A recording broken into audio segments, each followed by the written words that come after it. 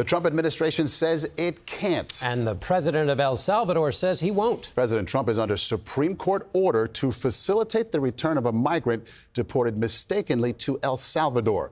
But members of his cabinet said today Kilmar Abrego Garcia is a Salvadoran and only El Salvador can send him back. At an Oval Office meeting with Mr. Trump, El Salvador's president claimed he has no power to send Abrego Garcia to the United States and no intention of doing so. Abrego Garcia is one of hundreds of deported migrants held in a Salvadoran prison. President Trump facilitated that by paying El Salvador $6 million. Mr. Trump likes the idea so much, he's now talking about sending convicted U.S. citizens there as well to save money. Nancy Cordes begins our coverage from the White House. Nancy? John, White House officials insist they aren't defying the Supreme Court. They just have a different interpretation of what the justices meant. And they claim that no court, not even the nation's highest, has the power to dictate Trump's foreign policy. These are sick people. Sitting alongside President Trump, El Salvador's President Nayib Bukele said he has no plans to release this man who was deported by mistake. How can I return him to the United States? Like, I smuggle him into the United States, or what do I do? Of course, I'm not going to do it. I don't have the power to return him to the United States. That may sound defiant, but it was exactly what Trump officials, like Secretary of State Marco Rubio, wanted to hear. I don't understand what the confusion is. This individual is a citizen of El Salvador. He was illegally in the United States and was returned to his country. That's where you deport people, back to their country of origin. But an immigration judge in 2019 had ordered that Kilmar Abrego Garcia not be deported to El Salvador for his safety.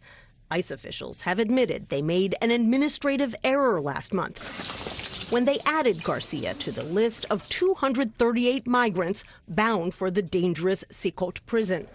The Trump administration insists all of them were violent gang members and human traffickers. What do we want? Justice for Kilmar. Garcia's case has sparked protests. He was a full-time sheet metal worker in Maryland with no criminal record. There are thousands of... But White House senior advisor Stephen Miller argued today Trump is powerless to bring him back.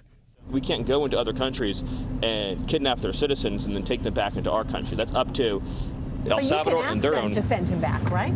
But it's their own citizen, right? He's in it. This is so. Remember, this whole entire conversation has been wrong from the beginning because nobody was mistakenly deported anywhere. That's like the big fact that all of you, most of you, have gotten wrong. Not according to the Supreme Court, which wrote unanimously last week that Garcia was, in fact, improperly sent to El Salvador. Abrego Garcia's American wife just gave a statement to CBS News about today's events. She said, quote, the Trump and Bukele administrations continue to play political games with his life, leaving my children longing for their father and our family separated. Nancy, so much to digest there, but what happens next? Well, the Supreme Court is likely to have another opportunity to weigh in the near future. And if they feel that the White House is interpreting their first ruling improperly, they'll have an opportunity to say so or to go further. Nancy, fill me in on the president's claim that he wants to send potentially, or is looking into anyway, criminals, U.S. citizen criminals to El Salvador.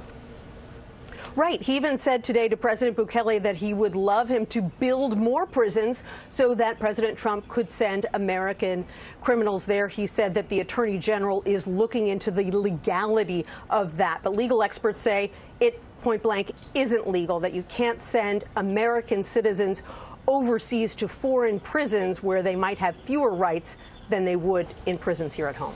Nancy Cordes at the White House for us. Thank you, Nancy.